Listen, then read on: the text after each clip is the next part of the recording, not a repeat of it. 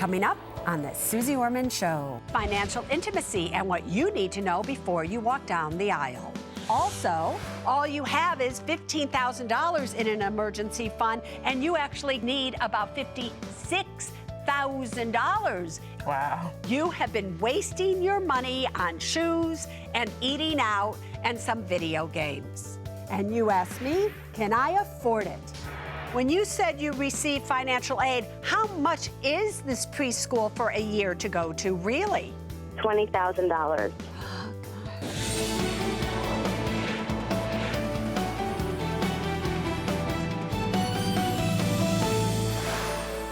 Hi, everybody. I'm Suze Orman, and you are watching the Suze Orman Show. Tonight, I want to talk to you about financial intimacy. Everywhere I go this summer, I am seeing weddings, brides, people posing for pictures in their gowns, and love is really in the air. And I want to make sure that love stays in the air, especially in your relationship. You know, if you're about to get married, or you are married, it is absolutely important and vital that you are as financially intimate with your other half as you are personally intimate in the other aspects of your life. And what is so sad is that I am starting to notice a trend again, a trend where people are about to get married or they're married and they don't know about each other's finances. You should be able to talk about money on every single level to the person that you're about to or you are married to. There should be no financial secrets whatsoever. You should know about their past debt, their current debt, possibly their future debt. You should know their credit scores. You should know how much they owe in student loans. You should know how much money they make. What is their paycheck? How much do they have in savings, in retirement, everything. Yet, you don't. You don't think it's important. You don't think it's romantic to talk about money. How many times on the Suze Orman Show do I have to tell you that M just doesn't stand for marriage, it also stands for money?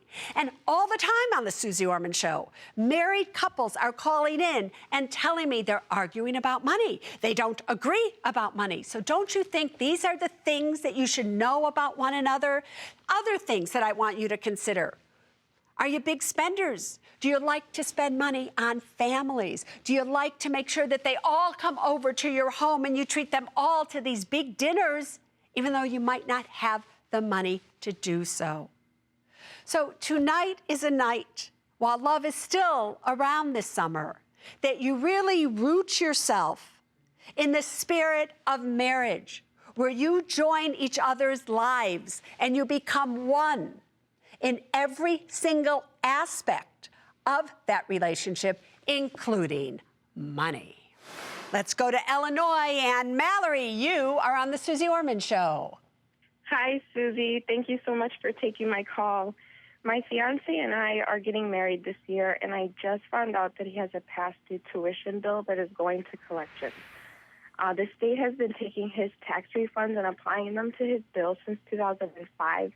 But we just recently got pre-approved for a home loan, and I am really worried that this is going on his credit report, and it's going to ruin our chances of getting a home loan. What steps should we take to make sure that my worst nightmare of getting this home will not happen? So here's the thing. Do you really, really want this home? Yes, I do. All right. And do you really, really know that you can afford this home? I'm going to get some assistance because Illinois has this program right now. So that's what's going to help us with closing costs and the down payment. So with their help, yes. All right, so here is the problem, is that you now are about to get married to somebody who seems to not have the best financial habits. Would you agree with that? He used to not have them, but since we've been together, he is on the right track right now. All right, if he's on the right track right now, aren't you a little bit surprised to find out, however, that he has some past that he didn't tell you about? Yes. Yes. Do you hear how you just said that? Yes. Listen, you can be on the right track with actions.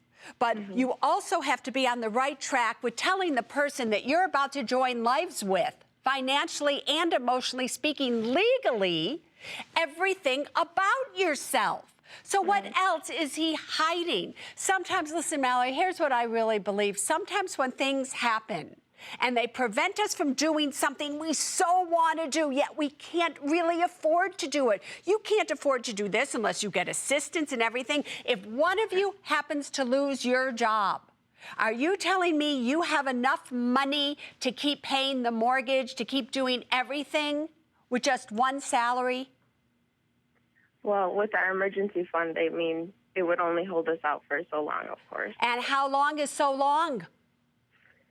We have at least 6 months right now. All right, 6 months right now. And the truth is, are you sure you have planned accordingly to when you all of a sudden move into this house? You have moving costs, your expenses get higher, things like that. Here's what I would say to you.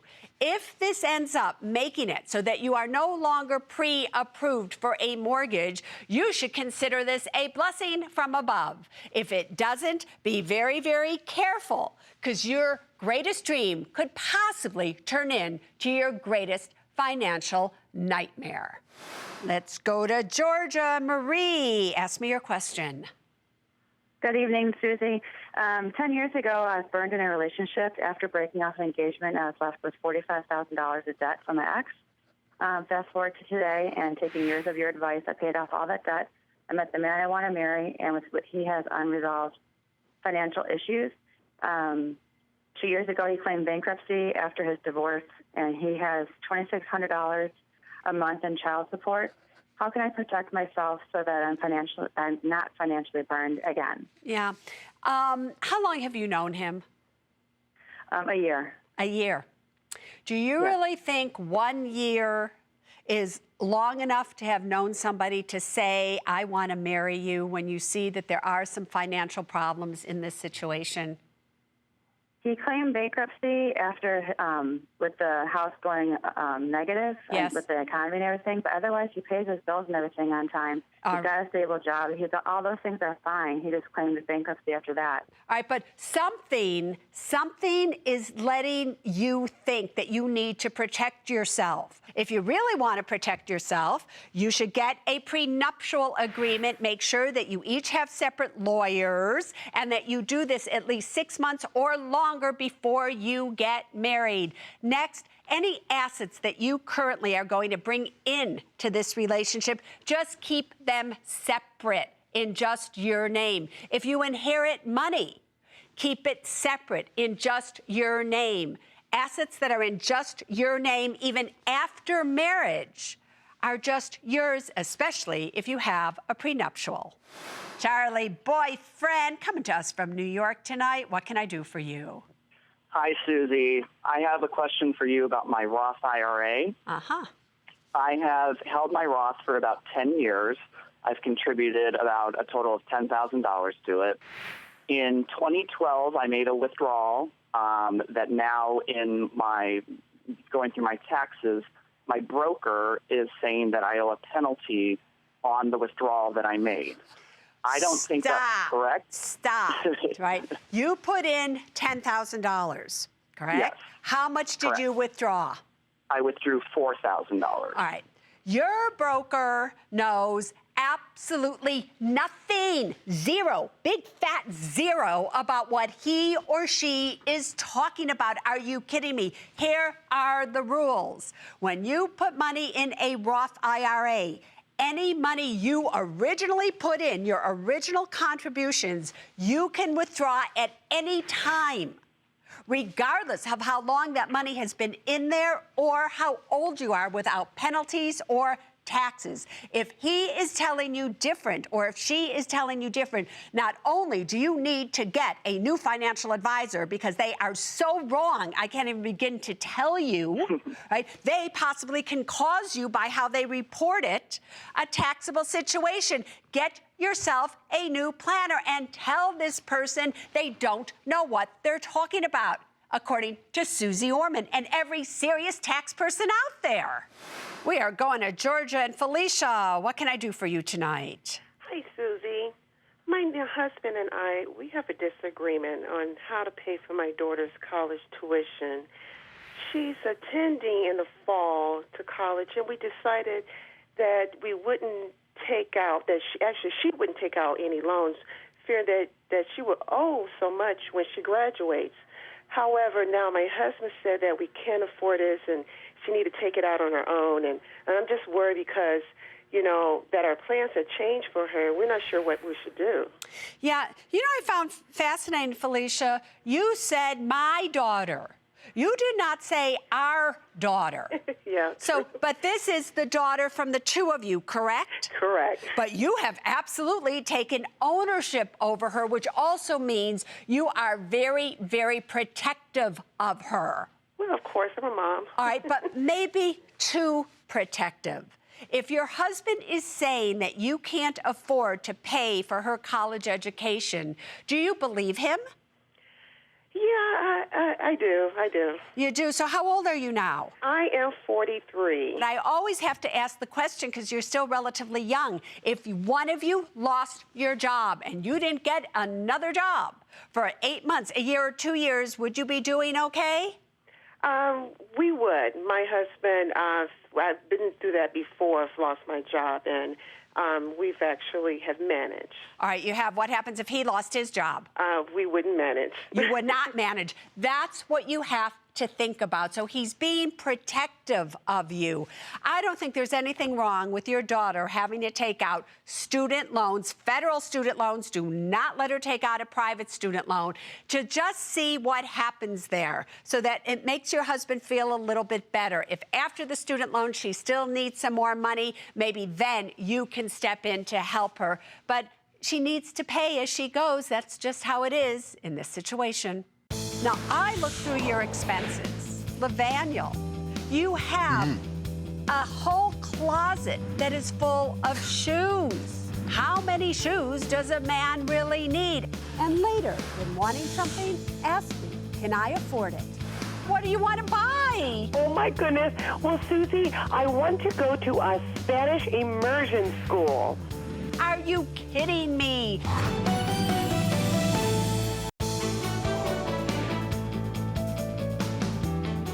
We're back, everybody, with a frantic middle-of-the-night cry for help.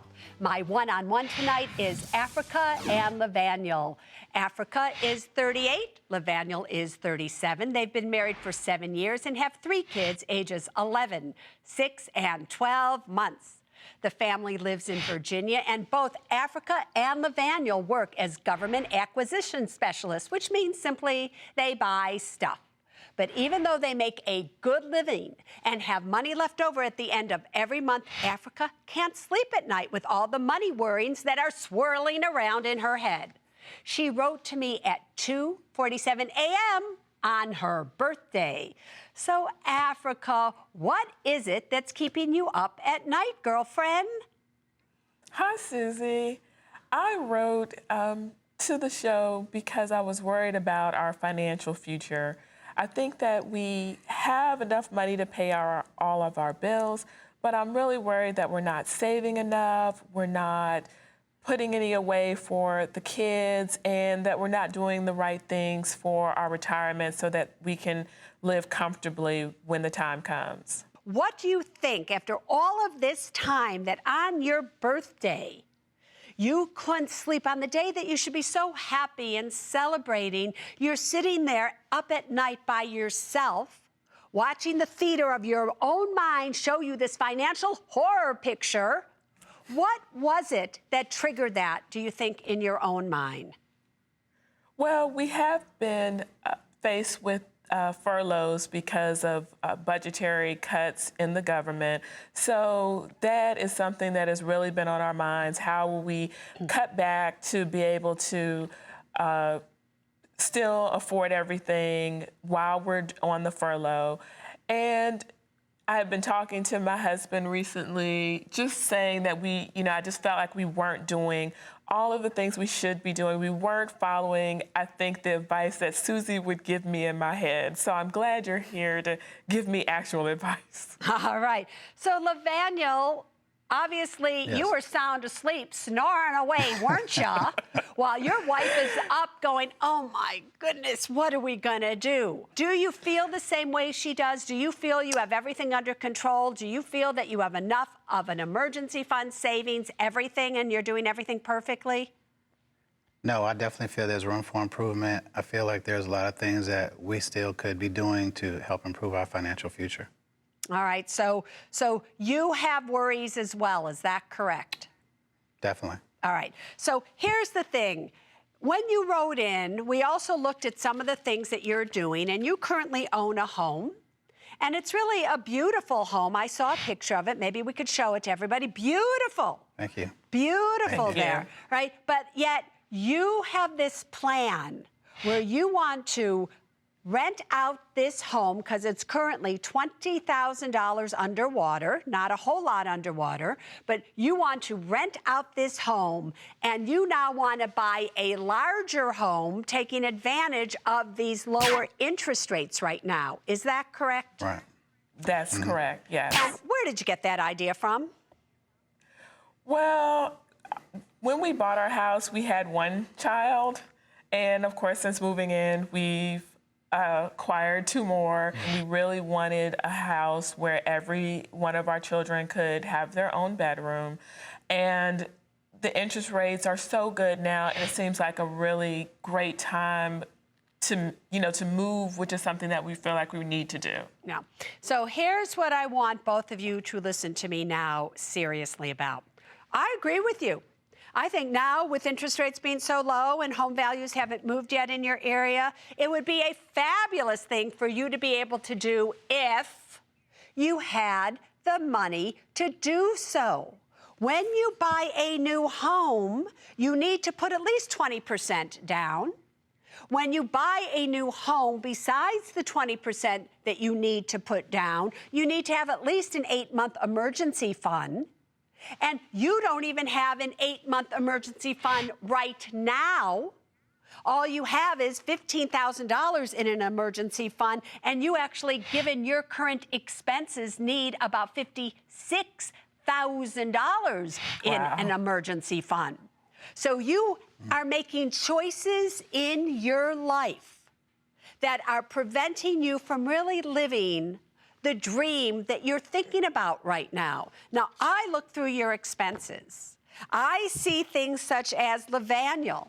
You have a whole closet that is full of shoes.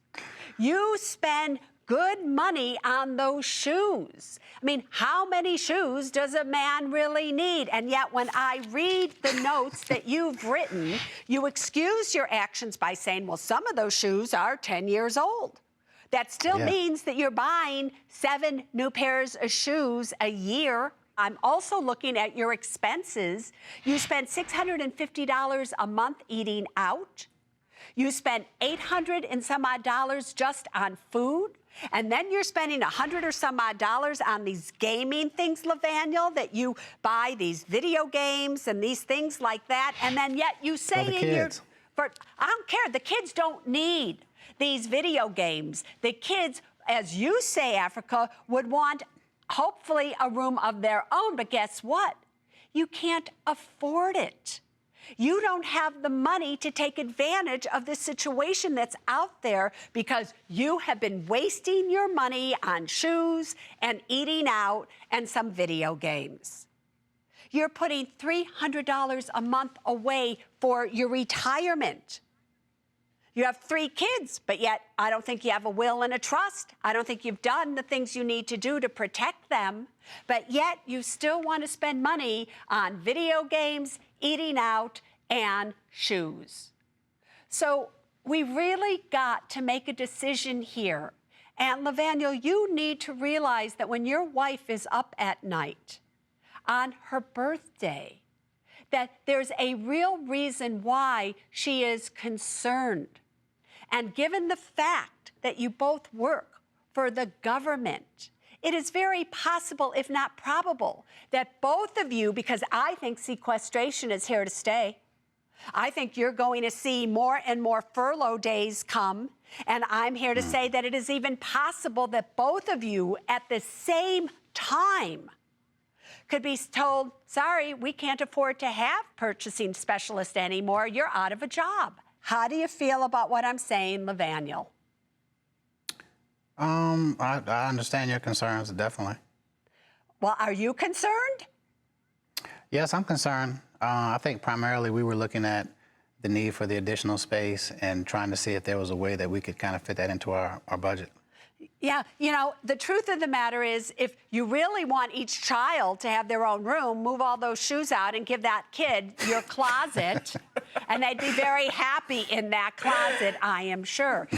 So here is the action plan that I really want you to follow. You've lived a great almost 40 years doing all the things that you wanted.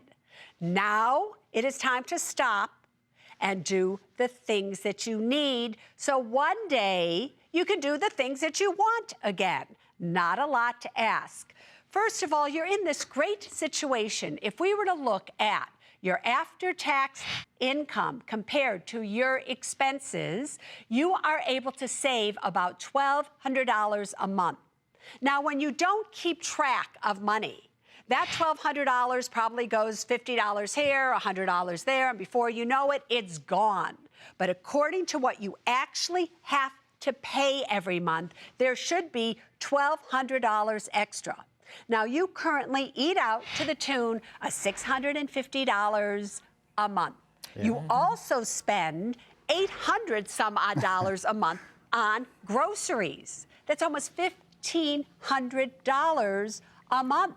If you simply stop going out to eat, and maybe you only spend $100 or $150 a month going out to eat. If you cut down your grocery bill by $100 or $200 a month, that will give you an extra $800 a month. If you add that $800 a month to the $1,200 a month that you should have extra, that's $2,000 a month. What can you do with that? You can take that money and put some of it into your emergency fund. You can take your money and do what? Fund a Roth IRA, and then you can use that as an emergency fund if you need it. Now we're saving. Now we're doing things that make sense. Got it, everybody? Sounds good. We got it. All right, Lavaniel. Lavaniel, one last thing. I just want you to look into the camera, and I want you to vow that you are not going to buy another new pair of shoes for at least 1 year. Can you do that, boyfriend?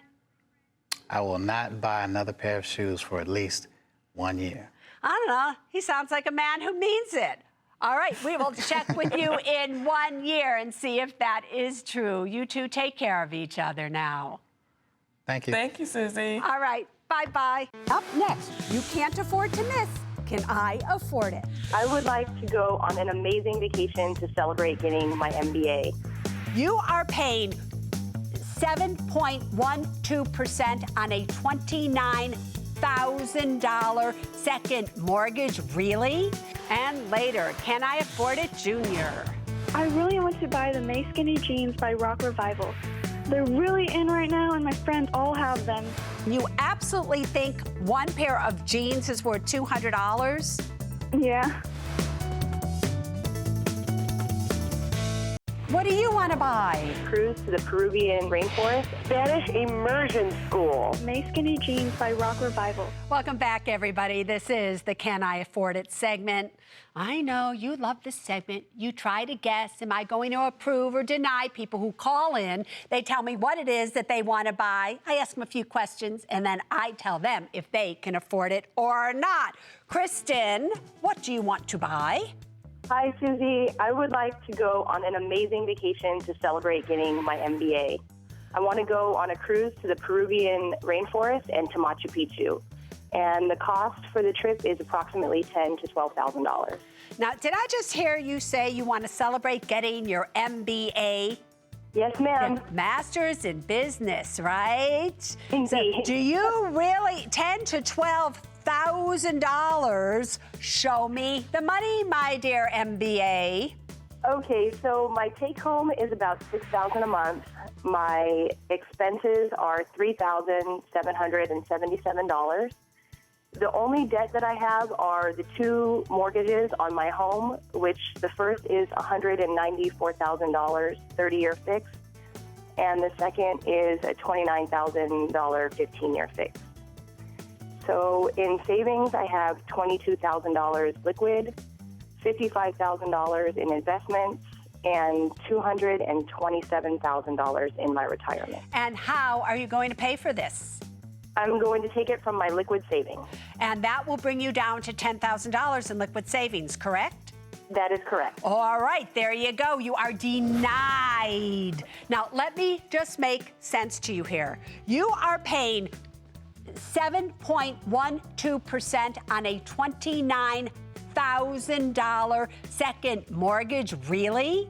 You're paying 5.25% on your first? Really? Probably your house is underwater maybe and you can't refinance, because otherwise why would an MBA person possibly pay 7% when they're making 1%? But you rather take that money and go on a Peruvian cruise. Now next, if you do take that money, now that brings us down to $10,000 of an emergency fund, when the truth of the matter is you should have about $32,000 in an emergency fund. You're looking at the money in retirement, you're doing well, investments, but you're just denied, girlfriend. You don't have the money and you don't need an MBA to figure that one out. All right, Jill, what do you want to buy? I want to buy Preschool. Hi, Suze. You want to buy Preschool so is this $9,500 a year? It's $9,500 a year. It starts in September. She's been accepted into a New York City preschool. That in itself is so difficult. We received financial aid, and it's from 9 to 3. I'll be able to get a full-time job again and work. And so when you said you received financial aid, how much is this preschool for a year to go to, really? $20,000. Oh, God. Mm-hmm. Preschool. Can I just say something? So if you're spending $20,000 to send her to preschool, then it's going to be $30,000 to send her to grammar school. Then it's going to be $70,000 a year to send her to high school. Really? I don't know. I think it's cheaper to move out of New York and figure out a way to do this, but that's not the point. Show me the money. Okay. Our take-home is $5,108 a month combined. Our expenses are $5,492, but that includes $1,150 in rent. Yep. Our debt is $6,000 of credit card debt, but it's at 0%. And in savings, we have $16,000 liquid, $18,000 in investment, and $9,000 in retirement. Denied. I'm not even going to ask you how you are going to pay for this, because there is no money to pay for it. If you take this $10,000 out of your emergent liquid fund, that leaves you $6,000 if something happens to you or your husband. Are you kidding me? There's got to be another way for her to do something other than go to a preschool at $20,000. I don't care what kind of job you get. After taxes, anyway, Sharon, what do you want to buy? Oh, Susie, hi, how are you doing? Oh, Sharon, I'm good, but I hope you're not like the other people so far. Oh. What do you want to buy? Oh, my goodness. Well, Susie, I want to go to a Spanish immersion school. I've always wanted to learn how to speak Spanish, and there's a huge Spanish population now in Southern California, and I want to go to school in Veracruz. It's 3 weeks long, it's all inclusive, and it's going to be so much fun. And it's $3,000. Show me the money. Okay, Susie, my take-home pay is $3,235 a month. Yeah. My expenses are $2,688. On my home, I own $56,000, but it's a 15-year fixed. I have a $15,000 car loan. And in savings, I have $11,000 and $65,000 in retirement. How do you say in Spanish, where are you going to get the money to pay for this?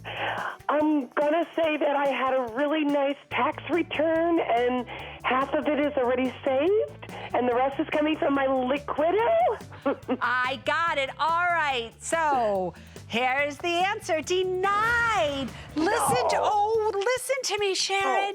You are 58 years of age. You have $65,000 in retirement. You have $11,000 in an emergency fund. You owe money on your car. You don't have your home paid for, and yet you want to take the money from the tax return? Are you kidding me? People, you're calling to the Suze Orman Show for Can I Afford It? You gotta think about this. You can't afford it. Now let's go to Can I Afford It Junior. This is where somebody under the age of 16 calls in, and I tell them if they can afford it or not. Let's see what we got. We have Jenky on the air tonight. What do you want to buy? Hi, Susie. I really want to buy the May Skinny jeans by Roth Revival.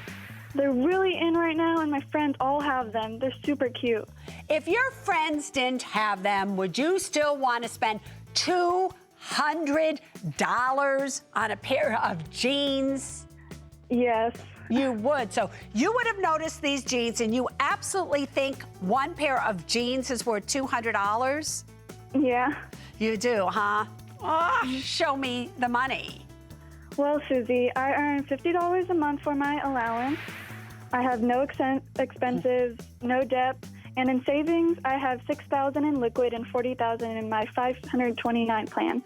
And where did you get $6,000 in a liquid account? Did you save this $50 all these years? Yeah, it's from my birthday money, and some of it is from my allowance. And you want me to allow you to take almost 3% of your emergency funds there, your liquid, to buy a pair of jeans. Do I have this right? Yes. Are you sure? I'm positive. All right. Are you ready for the answer? Mm-hmm. Yeah, are you sitting down? Yeah, you ready? All right, you have been approved. Yes. Because you have the money, and it's only about 2.5% of what you have in there. I just want you to remember, I don't think it's the wisest thing for you to do with that money, but that is not why you are calling in. Send us a picture of you in those jeans. Want to be part of the Can I Afford It segment? All you have to do is go to my website, SuzeOrman.com, and you will get to see the information there, so that you can come and play with us right here. And if you do, guess what? Yeah, you get to have a T-shirt that says either denied or approved from me. Next, I tackle trending topics in Ask Susie. Where do you think interest rates are going in the future? They can't go any lower than what we have right now.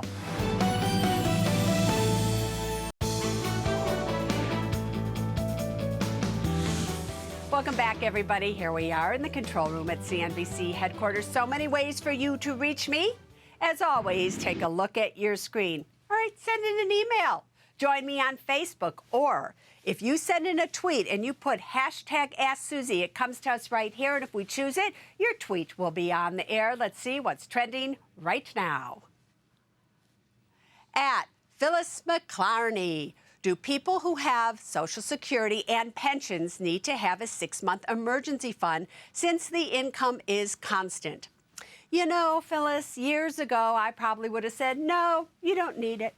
But today, given the uncertainty, really, of Social Security, of pensions, what all of a sudden, if you get a notice saying we're reducing something, something's gone wrong here, then what are you going to do? Also, sometimes your expenses can increase beyond your pension, beyond your Social Security. Maybe you get sick, something happens. You should always have, in my opinion, a nice lump sum of cash.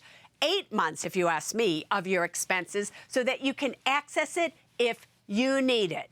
Let's see what else is trending. At Mr. Like Trips, I guess he likes to take vacations. Anyway, is it better to put cash into a bond fund earning 2% or keep it in savings or CDs? Well, good question. Here's the answer. I don't like bond funds. I've never liked bond funds. I'm never going to like bond funds. Why? Bond funds are simply a mutual fund that are made up of individual bonds. Okay, when interest rates go up, the value of those bonds will go down, which means that the value of your mutual fund, your bond fund, will also go down. Where do you think interest rates are going in the future? They can't go any lower than what we have right now. So there's a good chance you're going to see interest rates go up in the future, and maybe you're getting 2%, but all of a sudden you will have lost 5%, 10% or more, possibly in your bond fund. So for now, do me a favor, either do individual bonds that have a maturity date so you know at least if they're a good bond, you will get that money back at that time, or just leave it in cash and CDs. You have nothing to lose. All right, everybody, let's go to webcam. We have Hillary coming to us. Girlfriend, what can I do for you? Hey, Susie. My husband and I just had our first baby. We got a Social Security card, and my mom told me to be concerned about people stealing babies' identities and ruining their credit forever. So we were wondering, what could we do now to protect his credit? Yeah, you literally have to do the same thing for your baby as you need to do for yourselves. You need to check your credit reports once or twice a year. You would find out if you looked at your credit report if something was going on, if your identity was stolen. If you checked your baby's credit report and your baby had a credit report, now we know something is wrong because your baby shouldn't have a credit report because your baby doesn't have any credit. So continuously ask to check your baby's credit report in the hopes that nothing comes up. Got that, girlfriend? Happy baby to you. All right, everybody, let's go back to the studio, and here's what's coming up next. Cindy asked me, Susie, how am I doing? Fear of not having enough money at retirement is what kept me going, that now I'm afraid to stop. I know you're going to ding me on no will and no living revocable trust. You got that right. Welcome back to the Suze Orman Show. Hi, Susie. I'm 57 and single. I've worked 2 jobs forever, and now I'm really tired. My fear of not having enough money at retirement is what kept me going, that now I'm afraid to stop. My goal is to have my home paid off by the time I retire at 60. I want to spend a few months out of the year with my family in Wisconsin. Susie, how am I doing? Welcome, my dear Cindy. A lot of books you had in your arms in one of those pictures I just saw, huh, girlfriend? Yes. Did you see yours, Susie? You know we what? have lots of yours. I thought I saw a few of my books in your arms, but I didn't want to just, imagine that I was seeing myself. But I'm so glad you have my books. I have to tell you, I love my books. Girlfriend, you are 57. You want to retire in essentially 3 years. If you were going to give yourself a grade as to, do you think, Cindy, you will have the money to retire in just 3 years and never have to work again? What grade would you give yourself? Well, I would give myself a B. There's always room for improvement. And I know you're going to ding me on no will and no living revocable trust. You got that right. But let's show everybody your numbers, and then I will give you my grade. Cindy, as all of you know, is 57. She is single. She currently has $193,000 approximately in a retirement account, $26,000 approximately in an emergency fund, $235,000 in investments. She has a home that has a current home value of about $300,000. She still owes, however, on it $83,000, but plans to have that paid off in full in just 3 years. So your entire net worth is $671,000. Not a whole lot of net worth to be able to retire in just 3 years, but let's keep going here. Your monthly take-home income is $4,964 a month. You do have monthly expenses of $4,795 a month. So you have only really about $169 in excess every single month. So, my dear Cindy, if I were going to give you a grade, I would give you a B. So I absolutely agree with the grade that you gave yourself. Now, as I look at your situation, I'm giving you a monthly income need at the time of retirement of about $2,500, because in 3 years from now, the $2,200 or $2,400 a month that you're putting in towards your mortgage is going to be gone. So that reduces your income or your expenses to $2,400 a month, but you're going to have to get long-term care insurance, pay health insurance, all those things. So $3,500 a month in your expenses is probably what you are going to need money to cover. So let's just take a look at this. In 3 years from now, from your after-tax pension, your retirement savings, everything, you are going to be bringing home about $5,150 a month in after-tax income. That's going to give you $1,650 extra per month without including Social Security. If you wait till you are 70 to take Social Security, your income will actually be almost $4,000 more than what you need. So why did Suze Orman not give you an A? Well, let me tell you, because here is your way to an A, because financially you will have enough money to do this. However, you need a will and you need a trust. You also need long-term care insurance to protect yourself if, God forbid, anything happens to you. I simply want you to make one change to what you're currently doing right now. You're putting money in a 403B plan that does not match. I rather see you fund a Roth IRA with that money so that later on you can take it out tax-free. But that's just such a little thing to adjust. Other than that, girlfriend, you are going to go for it in just 3 years with my blessings. Coming up next, one more thing I want you to know. If you find yourselves waking up in the middle of the night and you are afraid about your finances, that is something you need to pay attention to. Welcome back to the Suze Orman Show. It's almost a wrap on the Suze Orman Show, but before we go, there's still one more thing I want you to know. Earlier in tonight's show, we heard from Africa and Lavaniel, and Africa, on her birthday at about 2 a.m. in the morning, woke up totally freaked out about their financial circumstances, and that's when she decided to write into the Suze Orman Show. Here's what I want you all to know. If you find yourselves waking up in the middle of the night and you are afraid about your finances, that is something you need to pay attention to. That's not fantasy, that's reality. Because if it's waking you up at night, that means you've got to wake up in life while you're awake and do something about it, because otherwise they will turn into true financial nightmares for yourself. So you need to talk to your partner or your spouse. You need to take action. You need to just not be up at night worrying about it yourself. And if you tell your spouse or your partner about it, they have to take it seriously. And if you find that they are sleeping soundly through the night and you're not, that is another key indicator that they are not in touch, most likely, with what's really going on in your financial situation. Now you know. So until next week, there's really only one thing that I want you to remember when it comes to your money, and it is this: people first, then money, then things. Now you stay safe. Bye-bye.